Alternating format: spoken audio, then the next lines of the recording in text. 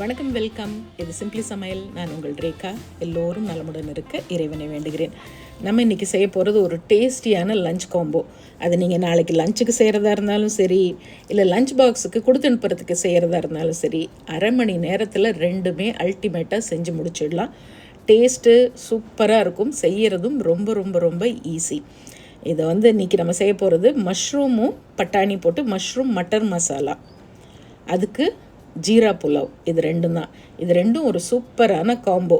நீங்கள் லஞ்ச் பாக்ஸுக்கு செஞ்சு கொடுத்து அனுப்பி பாருங்கள். லஞ்ச் பாக்ஸ் அப்படியே சூப்பர் க்ளீனாக வரும். நம்ம சேனலில் புதுசாக பார்க்குறவங்க சேனல் பிடிச்சிருந்ததுன்னா மறக்காமல் சப்ஸ்கிரைப் பண்ணிக்கோங்க. பெல் ஐக்கான் கிளிக் பண்ண மறந்துடாதீங்க.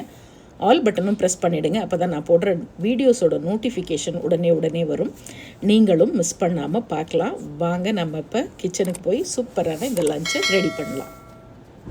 கடாயில் 2 டேபிள் ஸ்பூன் எண்ணெய் ஊற்றிக்கோங்க. இல்லை 1 டேபிள் ஸ்பூன் எண்ணெய், 1 டேபிள் ஸ்பூன் நெய் கூட போட்டுக்கலாம். அரை டீஸ்பூன் சீரகம் நல்லா பொரிஞ்சு வந்தோடனே, நான் இன்றைக்கி செய்கிறது ஒரு 3 பேர் சாப்பிட்றதுக்கு, 3 பேருக்கு லஞ்ச் பேக் பண்ணுறதுக்கு கரெக்டாக இருக்கும். 3 மீடியம் சைஸ் வெங்காயம் நல்லா பொடியாக கட் பண்ணி எடுத்துக்குங்க. அதை இந்த எண்ணெயில் சேர்த்து நல்லா கோல்டன் ப்ரௌனாக வதங்கி வரட்டும். அது கூடவே ஒரு அரை டீஸ்பூன் உப்பும் சேர்த்துட்டா சீக்கிரமாக வதங்கிடும். இப்போ பக்கத்துலேயே நான் ஒரு மீடியம் சைஸில் 3 நல்ல பழமான தக்காளியை கொதிக்கிற தண்ணியில் போட்டு, அது கூடவே ஒரு 4-5 முந்திரியும் போட்டு அப்படியே கொதி விட்டு மேலே இருக்க ஸ்கின்னை மட்டும் பீல் பண்ணி எடுத்துட்டு, அப்படியே மிக்சியில் என்ன பண்ணுங்கள், தக்காளியை தூக்கி போடுங்க, கூடவே அந்த முந்திரியும் போடுங்க. நல்ல ஒரு ஃபைன் பேஸ்ட்டாக அரைச்சிக்கலாம். அதுக்குள்ளே வெங்காயம் நல்ல கோல்டன் ப்ரௌனாக வதங்கி வந்துருச்சு. இப்போ 1 டீஸ்பூன் இஞ்சி பூண்டு விழுது சேர்த்துக்குங்க. அதையும் சேர்த்து வெங்காயத்தோடு நல்ல பச்சை வாசனை போகிற அளவுக்கு வதக்கி விட்டுட்டு, அடுத்தது நம்ம தேவையான மசாலாஸ் எல்லாம் சேர்த்துக்கலாம்.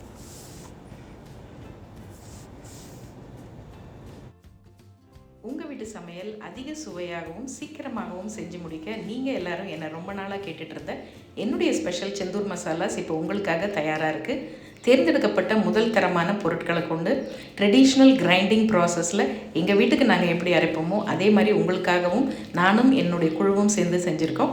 அதோடைய டீட்டெயில்ஸ் எல்லாம் டிஸ்கிரிப்ஷன் பாக்ஸில் கொடுத்துருக்கேன். இப்போ நான் அதில் 1/4 டீஸ்பூன் செந்தூர் மஞ்சத்தூள், 1 டீஸ்பூன் செந்தூர் தனி மிளகாய் தூள், 1 டீஸ்பூன் செந்தூர் மல்லித்தூள், அதாவது தனியாத்தூள், அப்புறம் கொஞ்சம் இதெல்லாம் வதக்கி விட்டுட்டு கடைசியாக செந்தூர் கரம் மசாலா சேர்க்க போகிறோம். உங்களுக்கு கொஞ்சம் கலர் நல்லா வேணும்னா செந்தூர் காஷ்மீரி தூளும் நீங்கள் கொஞ்சம் சேர்த்துக்கலாம்.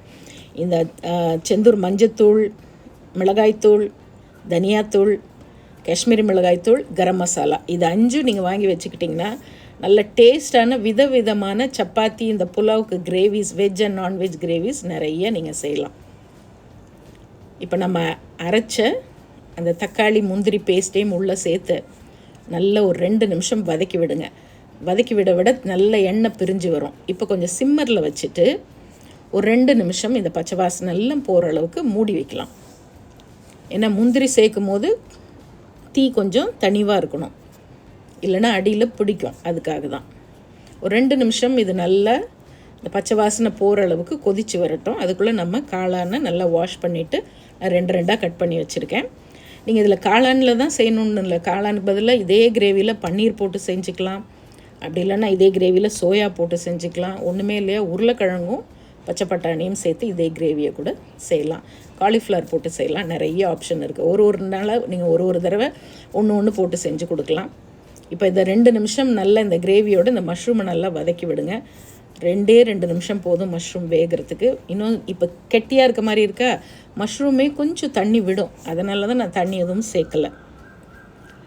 இப்போ 1 டீஸ்பூன் செந்தூர் கரம் மசாலா இந்த கரம் மசாலா சேர்க்கறதுனால தான் நம்ம முன்னால் தாளிப்புக்கு இந்த பட்டை, கிராம்பு, ஏலக்காய் அதெல்லாம் எதுவுமே போடலை. நம்ம கரம் மசாலா போட்டாலே போகிறோம்.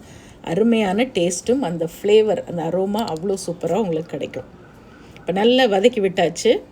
இப்போ பாருங்கள், அப்படியே வேக தண்ணி விட்டுருக்கு பாருங்கள்.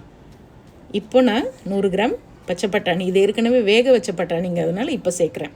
இல்லை ஃப்ரெஷ்ஷான பச்சை பட்டாணியாக இருந்தால் நீங்கள் முன்னாலே சேர்த்துக்கலாம். நம்ம தக்காளி சேர்த்தோம் இல்லையா, அப்போவே நீங்கள் பச்சை பட்டாணியும் சேர்த்துடலாம். அப்போ கரெக்டாக இருக்கும் வேகிறதுக்கு. இப்போ எல்லாம் நல்லா கலந்து விட்டு ஃப்ரெஷ்ஷான கொத்தமல்லியும் கொஞ்சம் சேர்த்து நல்லா மிக்ஸ் பண்ணி விட்டுட்டு மறுபடியும் மீடியம் ஃப்ளேமில் ஒரு 2 நிமிஷம் அப்படி மூடி வச்சிங்கன்னா எண்ணெய் எல்லாம் பிரிஞ்சு அப்படியே சூப்பரான கிரேவி ரெடி ஆகிடும். ஃபைனலாக உங்கள்கிட்ட கசூரி மேத்தி இருந்தால் அது கொஞ்சம் போடுங்க. இல்லைன்னா இந்த மாதிரி பொடியாக நறுக்குன்னு கொத்தமல்லி சேர்த்து இறக்கிடுங்க. ரொம்ப ஈஸியான கிரேவி, அதே நேரத்தில் சூப்பர் டேஸ்டான கிரேவி.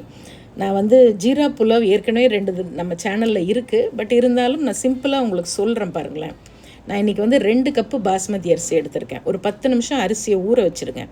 ஊற வச்சுட்டு குக்கரில் போட்டுட்டு 1 கப்புக்கு 1.5 கப்பு தண்ணியும் ஊற்றிட்டு 1 டேபிள் ஸ்பூன் அளவு நெய்யில் 1 டீஸ்பூன் அளவு சீரகம் மட்டும் போட்டு லேசாக பொரிஞ்சோன்னே அதை அப்படியே அந்த குக்கரில் போட்டு உப்பு போட்டு நல்லா கலந்து விட்டு ஒரு மிதமான தீயில் 2 விசில் விட்டு இறக்குனிங்கன்னா சூப்பரான ஜீரா புலாவ் ரெடி. ரொம்ப ஈஸியான புலாவ், ஆனால் செம்ம டேஸ்ட்டாக இருக்கும். ஃபைனலாக அதுலேயும் கொஞ்சம் கொத்தமல்லி சேர்த்து அப்படி கலந்து விட்டுட்டு சூப்பரான இந்த கிரேவி கூட ஜீரா புலாவும் இந்த கிரேவியும் வச்சு அருமையாக நீங்கள் லஞ்ச் பேக் பண்ணிடலாம். இந்த சைடு ஜீரா புலாவ் ரெடி பண்ணிக்கலாம், இந்த பக்கம் கிரேவி ரெடி பண்ணிக்கலாம். 1/2 ஹவரில் வேலை முடிஞ்சிச்சு. பேக் பண்ணி கொடுத்து அனுப்பிச்சிட்டு உங்களுக்கு மத்தியானம் லஞ்சுக்கும் நீங்கள் எடுத்து வச்சுக்கலாம். சூப்பரான லஞ்ச் பாக்ஸ் ரெடி ஆகிடுச்சு. செஞ்சு பார்த்துட்டு எப்படி இருக்குதுன்னு சொல்லுங்கள். ஜீரா புலாவோட ரெசிபி நான் டிஸ்கிரிப்ஷன்லேயும் கொடுக்குறேன்.